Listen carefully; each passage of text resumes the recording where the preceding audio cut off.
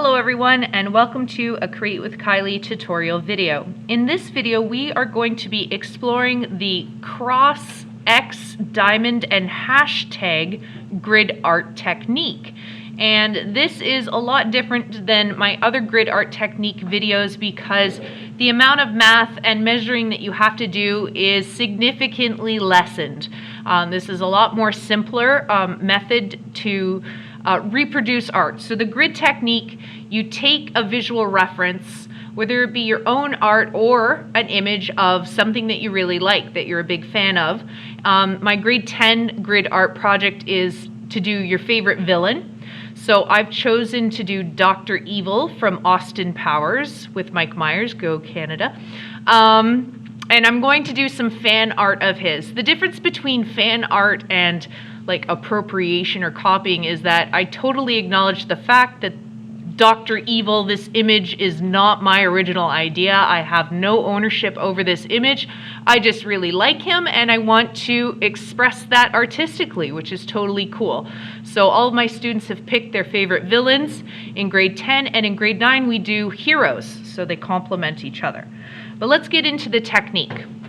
So you have your visual reference printed off, and you are going to start by drawing an X over it, then a plus sign, then a diamond, and then a hashtag. And this is how we do it. You line your ruler up corner to corner and draw a line. Same thing. So we have the X, now we do the plus sign, and I'm using this line here along the edge of the image, and I'm lining it up with the crosshairs. That way it will be straight. And again.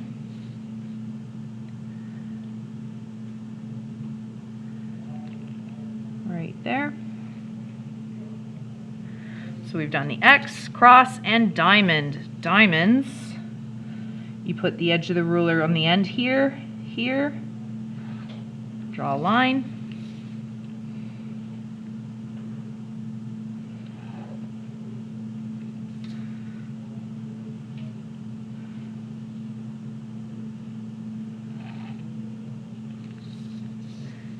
Go.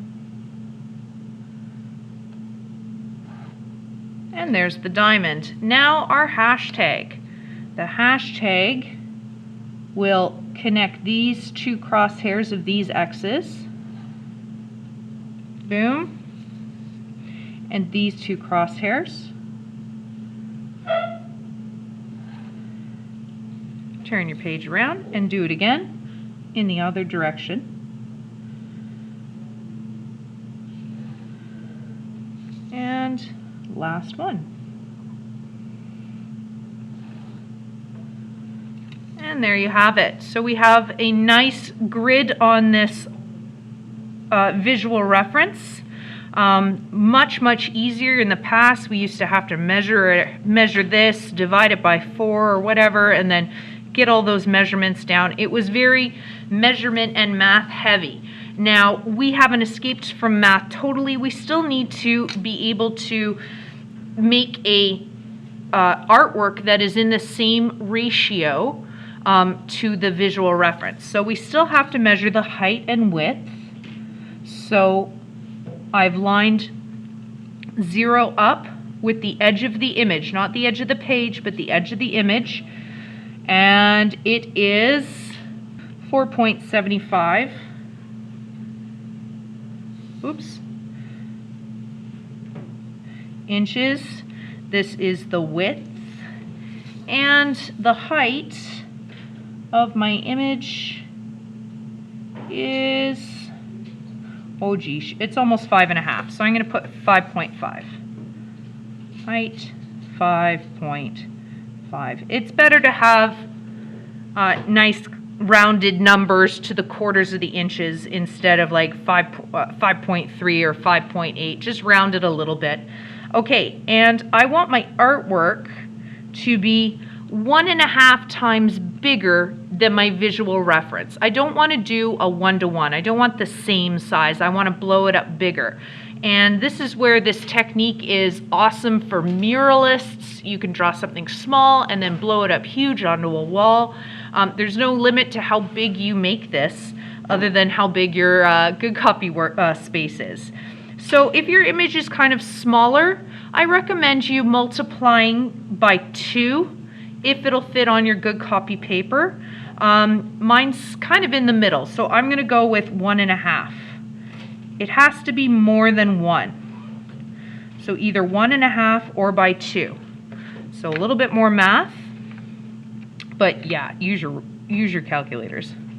4.75 times 1.5 equals. I'll just call that 7.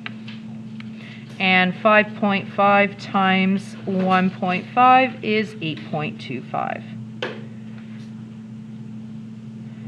So this is going to be the width of my artwork and the height of my artwork.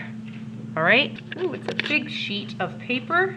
Now it's quite big. I don't want to draw my Dr. Evil right on the raw edge of the paper. I'd rather have a nice border around the edge.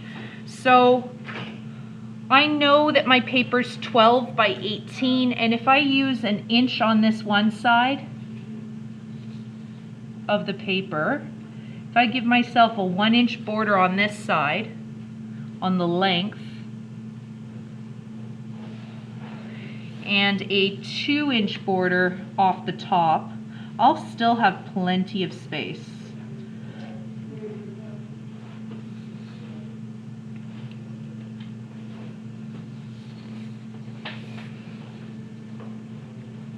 Always measure twice, and that way you get that straight line.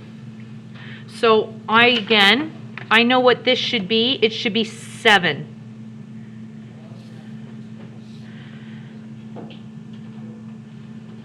So I went a little far, no biggie. I'm going to cut this all off later.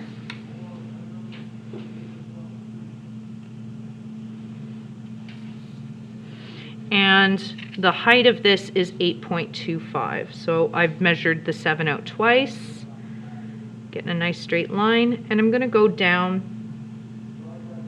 to 8.25 right there.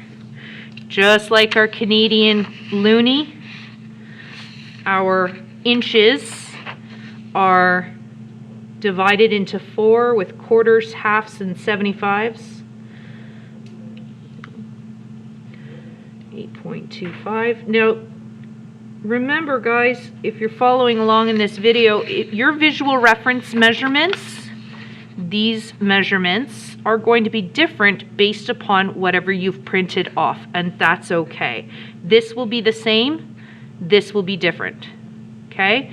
If you're enlarging it by 2 because your image is pretty small, then it'll be a little different as well. All right, so the ratio of this rectangle and this visual reference are, this one is 1.5 times bigger than my visual reference. Some of you may have doubled it by size, and it will be 2 times the size of your visual reference. After you have drawn your rectangle that you're going to use for this project, you're going to do the X cross diamond hashtag method again. In that order, you have to do it in that order. X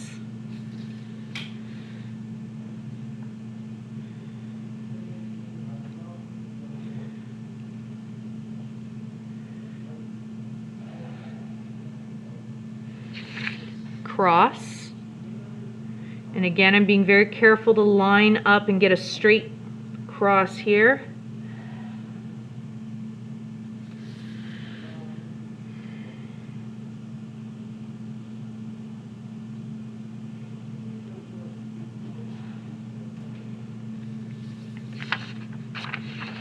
diamond,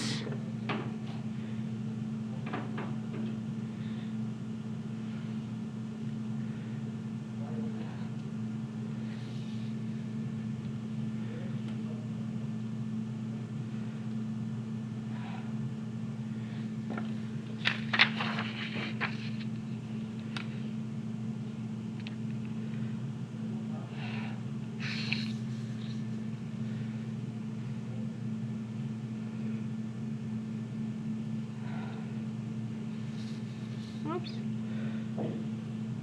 and then the hashtag.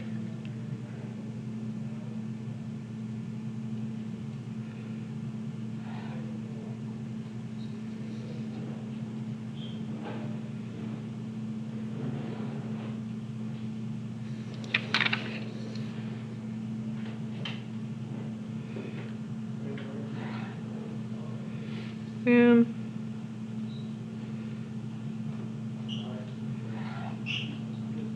Boom.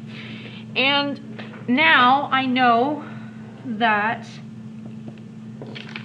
this grid system and this grid system are the same ratio. So you're going to work box by box using the grid lines really carefully to help you get correct and accurate proportions of your visual reference. So you can start wherever you like. I tend to like to start at the beginning and work my way methodically through there.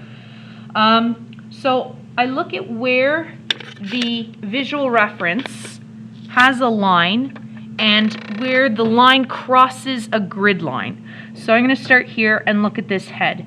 I'm going to use the 2 points, the 2 ends of this line, and say, okay, where does it cross? It's sort of above the middle. I'm going to find that same spot in my artwork and put a mark. Then I'm going to follow that line along. Where does it cross? It crosses right over there from there. I'll put a little mark there. And then one more I'll show you. Right there to there. And you just put it down. Then once you have a few of those dashes down, you look at what kind of a journey that line takes as it moves from one crossed mark to the next, and you try to emulate that. There you go. It goes almost down there to the ear, and so on and so forth. Now, what's awesome about this system is, let's say you were struggling. Let's say I was having a really hard time with these 2 boxes, as I'm going to predict that drawing the eye accurately and perfectly is going to be a bit of a challenge for me. So what you can do when you see a challenging box is you just do another cross plus diamond hashtag inside this box. So cross, or X, sorry.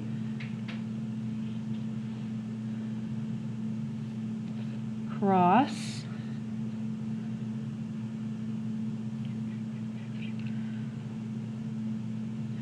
diamond, and that might be enough for you. You may want to do the hashtag. You don't necessarily have to.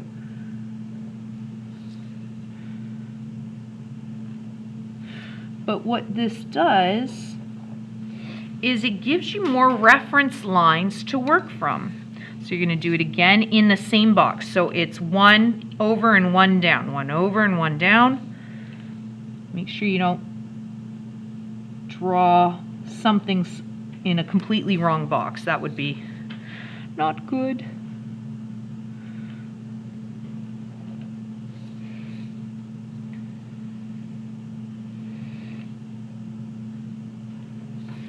Draw my diamond. And now, what was once a little challenging has gotten a lot easier, because I've got these reference lines, these reference grid lines, to help me out and to plot down the eye a little bit more. So again, just like before, you see where the visual reference crosses those grid lines, what kind of a relationship. Is it in the middle? Is it towards the bottom? His eye just really runs right along this line here. And if I didn't have these, maybe I would have drawn it too big or too small. His pupils over here. So I'm really trying to use those grid lines as guidelines that will help me reproduce and have a much more accurate drawing than I would have been able to do without them. Now, the final product, however, after we've got the whole line work done, I'm going to ask you to erase your grid lines. Erase all this stuff. You don't have to erase them off this one.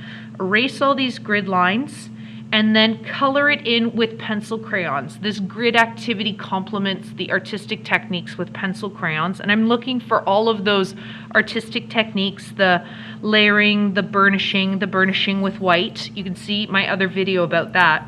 I want them incorporated in here, and I don't want to see any evidence of grid work in your good copy. So draw this lightly. If you put it down too hard, maybe go over it with an eraser to lighten it up, because once you put pencil crayon down on this, you'll never be able to erase the pencil that's now covered in wax. It's just going to be stuck there. Take your time, be patient with yourself, put on some good tunes, and enjoy being creative and celebrating your favorite villain. I can't wait to see what you guys make. Thanks for watching.